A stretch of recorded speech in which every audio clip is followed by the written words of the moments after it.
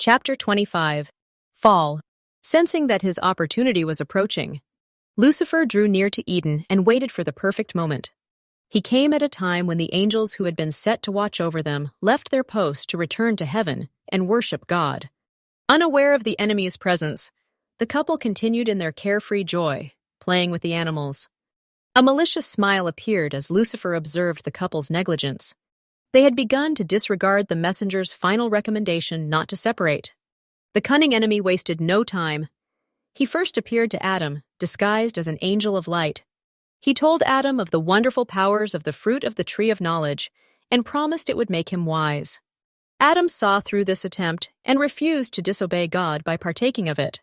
Unwilling to take no for an answer, Lucifer tried a different approach. He took up his abode in a winged serpent and made him fly through the air to the skirts of Mount Eden.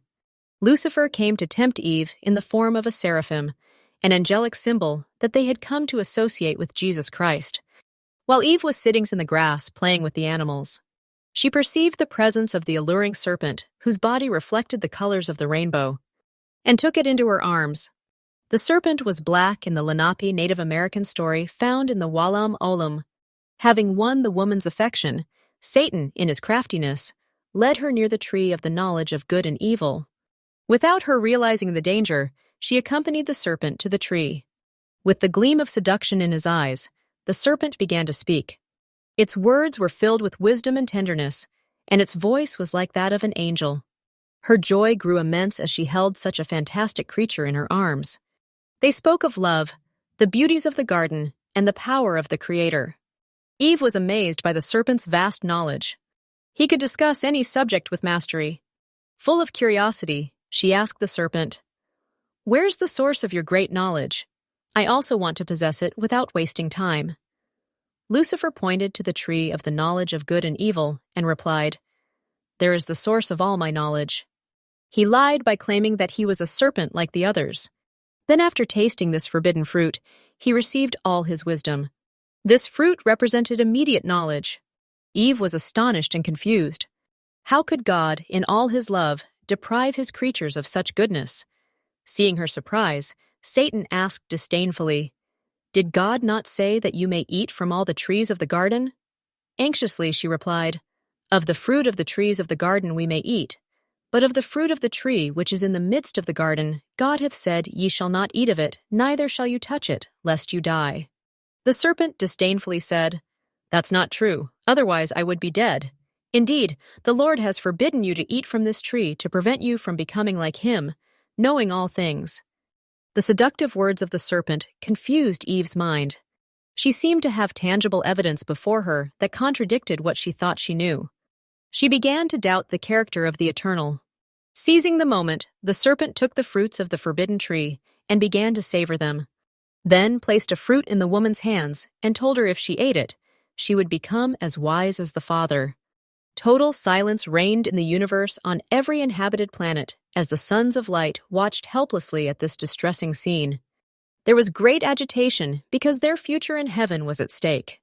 Mighty angels appeared before the Creator, asking permission to unmask the cowardly enemy hidden in this serpent. However, the Eternal forbade them to do so. If the use of force were the solution, he would have already applied it. They had to respect the free will granted to man. The sons of light suffered greatly. Seeing the woman doubt the Eternal, who had generously given them life and the opportunity to reign in his palace. From a distance, Adam saw his beloved sitting near the tree doing something dangerous. An awful feeling engulfed him. He tried to push his fears aside, thinking he would reach Eve before anything bad happened to her. Eve wavered in her conviction as she contemplated the fruit in her hands. For a moment, the future seemed dark and terrifying to her. She overcame this feeling by thinking of the glories she would learn by partaking of this fruit. Still undecided, she slowly raised her hands to touch the fruit with her lips. The subjects of the kingdom of light trembled. It seemed almost impossible at that moment for the woman to turn back. As the faithful wondered if there was any possible hope, they saw with horror the terrible consequences of Eve's decision. Concluding that there was no other option, she chose to break with the Creator and become captive to mortality and death. The Eternal watched this scene with great pain. Lowering his head, with tears streaming down his face, he was overcome with emotion as he considered the impending separation from all of his spirit children. At this point, we were unaware of God's whole plan of redemption. Believing ourselves defeated, we reasoned to ourselves that perhaps if Adam resisted temptation and remained faithful to God's commands, he could still achieve the great victory. Being deceived, Eve could hopefully recognize her mistake and receive forgiveness. What we didn't understand is that Eve was now a fallen creature. She knew the difference between right and wrong, so she became responsible for her own actions. Like all of us, she could not return to God and be in His presence without passing through the Savior, because judgment had now entered the scene. The law of the fall is death and condemnation. The law of redemption through Christ is life and immortality. In his anxious rush, Adam reached the tree, but it was too late. Seated near the stream, Eve was savoring the forbidden fruit carelessly. Adam was filled with sadness as he looked at his wife, but found no words to awaken her from the bitter reality.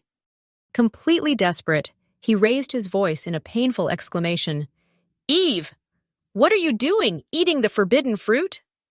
Being overwhelmed by a flood of new emotions, Eve looked up with a smile, but was surprised to see Adam crying with deep bitterness.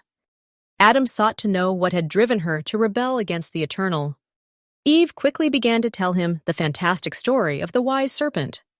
As she spoke, Adam reflected on the Lord's warning. "The day you eat of it, you shall surely die." Adam anxiously anticipated the moment his wife would die in his arms.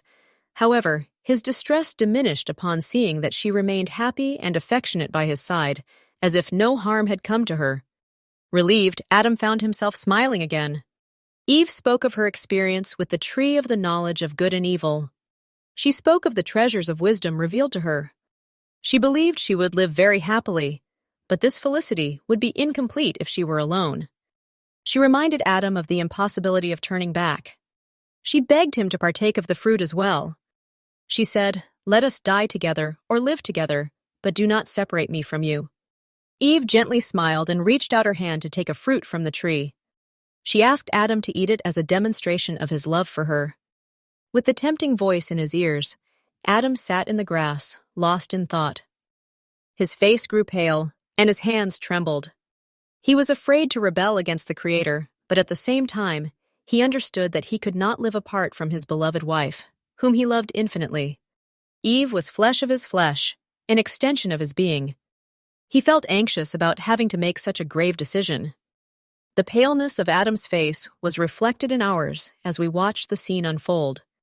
His indecision left us desperate. From our limited perspective, if Adam fell, all happiness would be forever banished. In the decisions of this one human being lies the destiny of the entire universe. Adam examined the fruit of the tree for 3 hours. At daybreak, Lucifer came to him and asked, "Why are you sad?" Then he counseled Adam to partake of the fruit. Lucifer said if he ate the fruit, he would know good from evil, but would not die. After all, Eve was still alive. Adam concluded that he could not live without Eve, and that it was better for him to die than to be separated from her. After an intense inner struggle, Adam looked upon his companion. He would not leave her alone. He would share with her the consequences of rebellion. They would obey God's second commandment to multiply and replenish the earth. He took the fruit from Eve's hands and brought it to his mouth and sealed the fate of all mankind. Adam fell that men might be, and men are, that they might have joy. The scriptures are clear that what brought about the fall of the race was the partaking of a literal fruit from a literal tree that they were forbidden to eat. There was no sin in the action, merely a transgression from doing what they were told.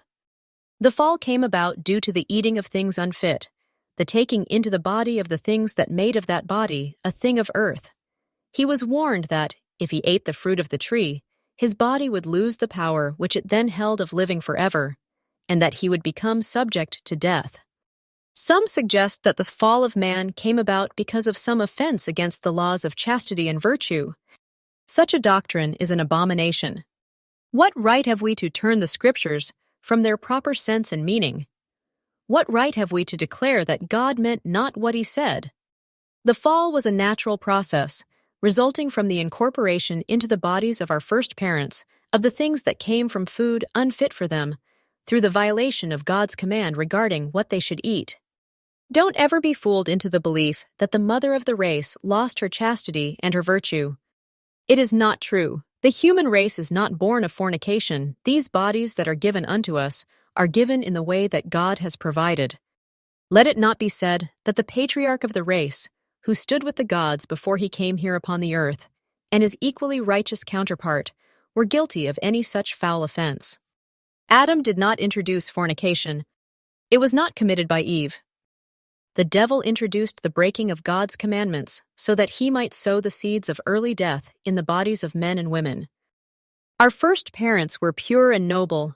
When we pass beyond the veil, we shall perhaps learn something of their high estate, more than we know now. But be it known that they were pure, they were noble. They indeed disobey the law of God in eating things they were told not to eat, but who amongst us can condemn? As Adam threw himself into his wife's arms, Lucifer cried out in triumph. He left the garden swiftly, flying to his cohorts, who anxiously awaited the result of this risky attempt. Learning of human misery, they rejoiced loudly. They felt assured that the realm rightfully belonged to them, and they could establish an eternal reign there without being disturbed by the laws of the eternal. We suffered and mourned over the defeat. Never before had there been so much sadness and horror for the future. Though we had always lived to sing praises to the Creator, we now sang lamentations. The Eternal, overcome by infinite sorrow at seeing our dismay, prostrated himself in tears of empathy, though not tears of sympathy. Unbeknownst to us, but known only to him and the foreordained Savior of the world. He had already anticipated this fall and developed a rescue plan for us. Under the conditions in the garden, Adam and Eve could not obey the divine command to multiply and replenish the earth, which was the foremost design and object of their married life. This condition, if allowed to remain, would have completely negated the reasons the sons of God shouted for joy in premortal times. A continuation of this condition would literally defeat the plan of salvation.